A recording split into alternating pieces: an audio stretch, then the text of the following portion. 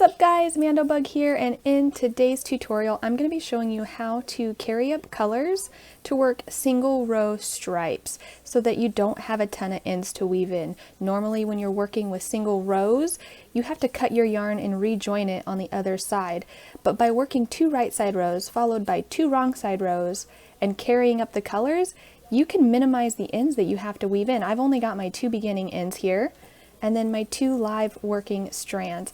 I do know that it's not the cleanest color changes on the edge when you carry up colors like this, but you don't have as many ends to weave in. So if you're interested in trying out and learning this technique, let's get into it. So I've almost finished a first row of double crochet here in the first darker color.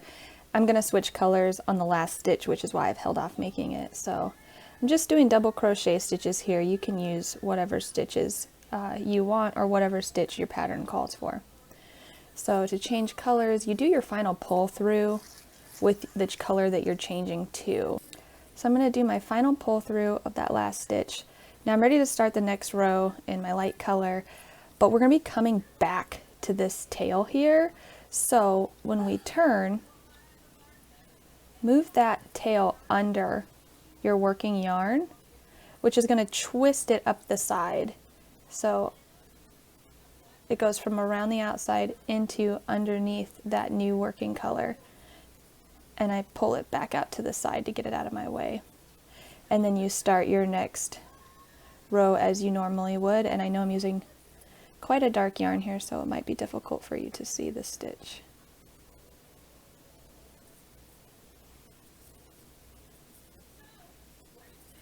And then I'm just going to double crochet across the rest of the row. So I've double crocheted across the end of the row, and this is where things get different. So I'm going to leave that loop live. You can put a stitch marker in there to keep it from unraveling while you work if you'd like. I've only got 10 stitches, so I'm going to skip that part. We would normally turn and work a dark row this way, but since our tail's over here, we're not going to turn, and we're going to come back to where our dark tail is to work the next row.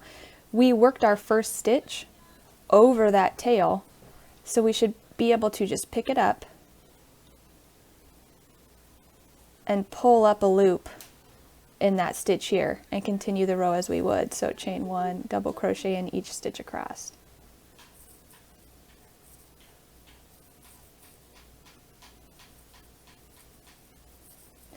All right, when we get to the end of the row, we work our final double crochet and pull through with that live loop.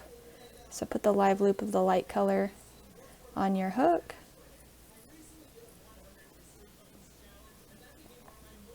And pull it through to finish that double crochet, and now you've got your light color ready to start the next row.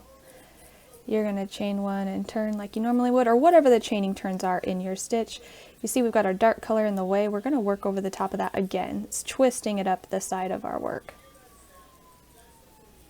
And we're going to double crochet down the row. And then when you get to the end of the row, we've got to do the same thing again. So leave our live loop. Instead of turning, we go back and we grab our dark blue yarn there. Put our hook in the first stitch, pull up a loop with that dark yarn, chain 1 or however many pattern calls for, and double crochet down.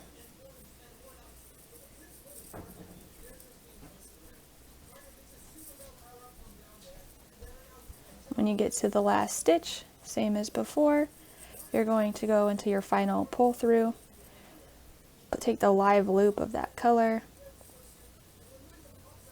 put it on your hook, do the final pull through with it, chain 1, turn, move the other color to the back because you're going to be working over the top of it, and continue down.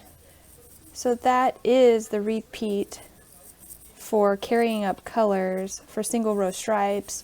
And while this isn't the cleanest color change on the one side of your fabric, so let's see what that looks like. This is the side where we're carrying it up. Before it was over here. It's not the cleanest color changes, but it minimizes weaving in so many ends that I think it's worth executing.